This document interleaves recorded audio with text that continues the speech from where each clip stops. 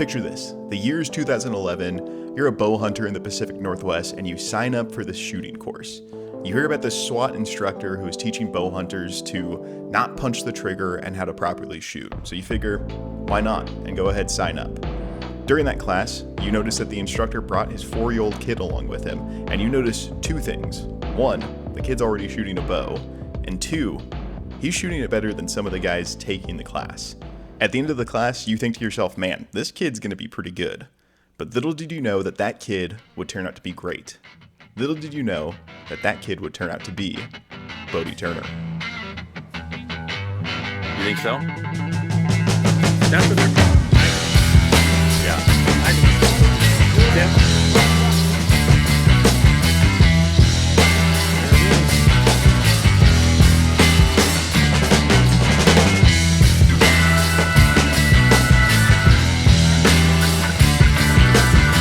Guys, welcome back to the channel and welcome for the first time to a new series. This is called Archer Breakdown. Self-admitted, I am a student of the game, and I think there's a lot of archers in the space that you can break down and learn from and kind of deep dive into what makes them tick from an outside perspective. And I think that's the brainchild of this series, because every episode we're going to go into a notable name in the archery space and show what actually makes them great, what makes them good, show where they came from, who they are, the gear that they use, and a couple things about their shooting that makes them special.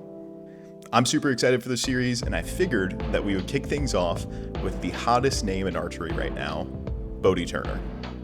Born in Eatonville, Washington on February 6, 2011, Bodie Turner already had a lot of stuff going for him right from the get-go. His father, Joel Turner, was an experienced SWAT sniper, SWAT instructor, and a whole bunch of other notable law enforcement accolades.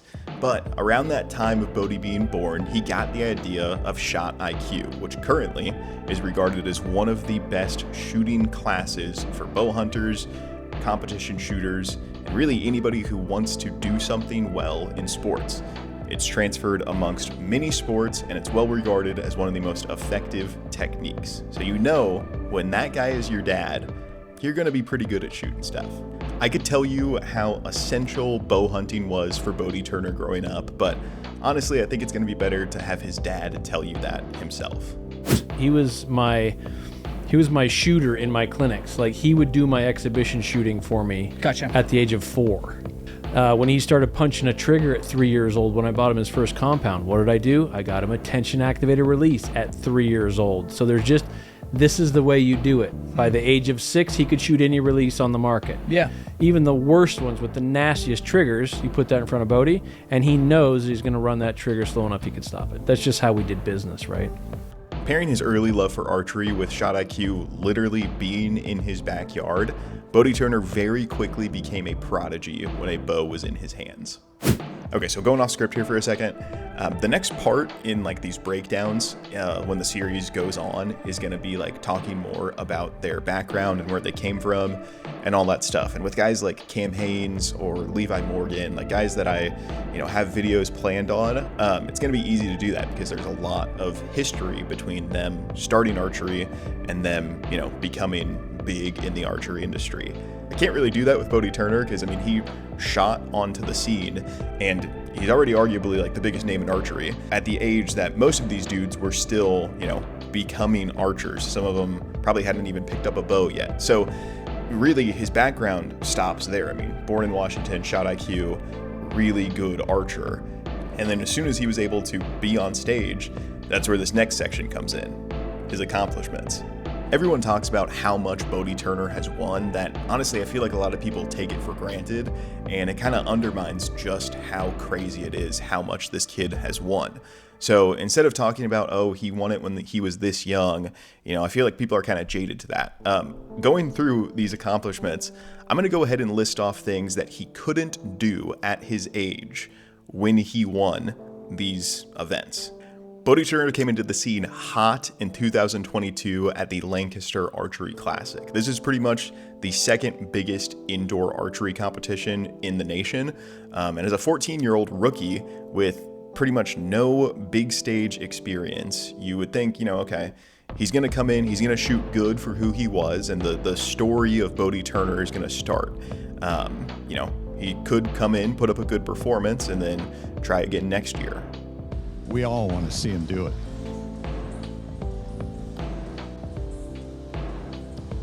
There it is. Put it up. Or he could shoot the third 660 of all time. He did not miss an arrow the entire weekend.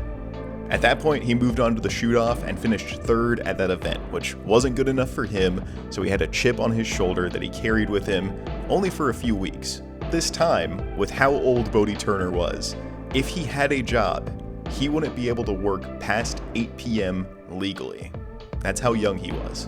Now, that chip on his shoulder that I mentioned didn't have to stay there very long, because a few weeks later, Bodie Turner turned 15 years old and found himself at the Vegas shoot. Lancaster is the second biggest shoot, and Vegas is the first biggest shoot. Not just in the country, the Vegas shoot arguably is the biggest archery stage on the planet. It's the one that everyone goes to. It is the Super Bowl for archery.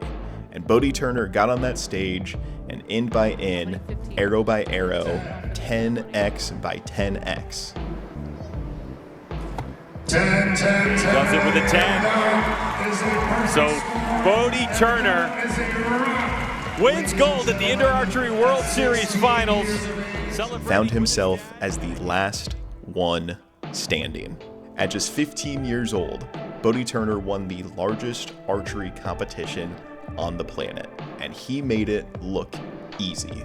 Now, this same year, 2022, the movie The Batman came out, and if Bodie Turner wanted to go see this, he would have had to have a parent come in with him to buy the ticket. That's how young he was. Skipping ahead to 2024, Bodie Turner picked up his second win at the Lancaster Archery Classic and also finished in a nail biter at the Vegas shoot for second place. Still, no easy feat for a 16-year-old. Yeah, he was barely able to drive while doing this all again. It wasn't just a one-time fluke. He did the exact same thing, the exact same way 2 years later, barring a shoot-off loss at the Vegas shoot. Although he would find his place back on the top of the podium in 2025, where he won the Vegas shoot after a nail-biter shoot-off, again going deep into the bonus ends, where he finished shooting with inside-out X's to win the shoot-off. There's a few other notable wins that Bodie Turner has picked up in this 4-year span. He's won the Rushmore Rumble and tons of other local archery shoots, and oh my gosh, I can't imagine the heart attack that a lot of archers in the Pacific Northwest had when Bodie Turner got his driver's license. You thought that your club tournament was safe? No sir, Bodie Turner is now mobile. He can come to your club and claim that winning very easily. Now, all in all, that's where Bodie Turner's wins kind of stop, but all in all, it's not because, he stopped getting good or he started losing. It's just because we are at present time now. We went as far back as we could for Bodie Turner. I mean, I could talk about some, backyard shoots that he had in his neighborhood or something like that, but we don't really have documentation of that. Since he broke onto the scene, he started to do it in a very, very successful manner. So really, the sky is the limit going forward. And I'm assuming if I revisit this video in a few years, I'll definitely have a few more tournaments to chip onto this list. But of course, Bodie Turner did not do this by throwing an arrow at the target. You obviously have to have some glamour and some gear to win a tournament. So that brings us to our next topic, his gear.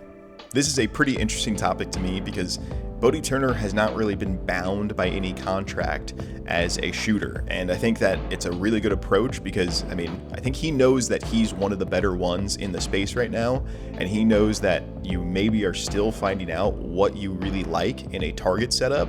So you don't want to be bound by a certain brand. And you can see this because he's bounced back and forth from PSE, from Matthews, from Hoyt. He shot pretty much anything that you can in the target archery space that is proven to be really good. He shot a Supra X, he shot a Matthews Title, he shot a Hoyt Concept X. Pretty much anything that you can put in his hands, he's gonna figure out if he can win Vegas with it. And that's not just a saying, that's literally what he sets a bow up to do.